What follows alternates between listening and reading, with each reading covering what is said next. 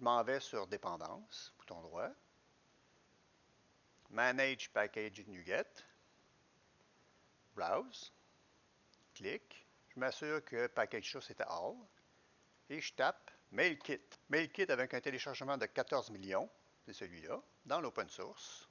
Je clique et je vais télécharger. Install. J'accepte les changements. Je m'en vais dans Installer. C'est fait. Je retourne dans la classe où j'étais, Email Service. Clique sur Même message, CTRL-. Using MemKit. Dans les paramètres, dans l'objet Email Message que je mets dans HTML Body de mon builder, je prépare les adresses d'expédition et d'envoi. Je spécifie le sujet, toujours du paramètre que j'ai reçu.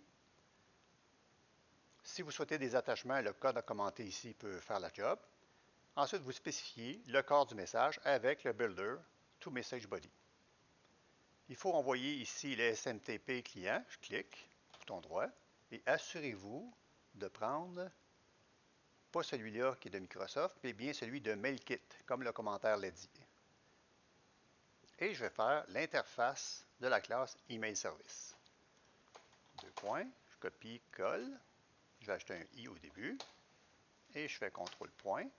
J'ai créé l'interface Email Service. Je m'en vais dans Email Service maintenant pour ajouter les signatures des méthodes que je retrouve actuellement dans ma classe. Toujours dans un but de test unique. La seule méthode que j'ai actuellement dans ma classe Email Service est la suivante. Je mets la signature. J'ajoute ce qu'il faut avec CTRL-. CTRL-. Tasks. CTRL-S.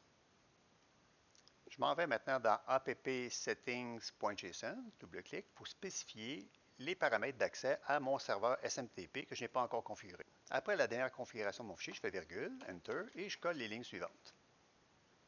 Ces informations seront lues au moment du démarrage de mon projet dans la classe Startup. Je m'en vais dans startup.cs, double-clic. Je m'en vais dans la méthode Configure Service. Ici, je vais aller à la fin, Enter, et je vais ajouter les deux lignes suivantes. La première ligne qui ajoute un singleton et permet de les affecter aux propriétés qu'on retrouve dans Email Configuration. CTRL-. C'est le premier. La configuration qui est lue dans la section Email Configuration, que je retrouve dans le app setting, ici. Et ensuite, j'ajoute add transient, qui indique que l'interface est associée à ma classe Email Service. C'est donc ici que je vais retrouver le code qui va être exploité lorsque je vais appeler le service. Je pourrais très bien ici moquer et changer cette ligne-là conditionnellement à mon environnement de développement. CTRL-S. Vérifie si ça compile. Build. Build solution. Tout passe très bien. Maintenant, ce que je vais faire, il reste à aller sur AWS, me configurer un serveur SMTP et de conduire un test à partir de mon application, toujours en local, ça fonctionne. Pas besoin de la pousser sur AWS pour vérifier l'envoi des courriels.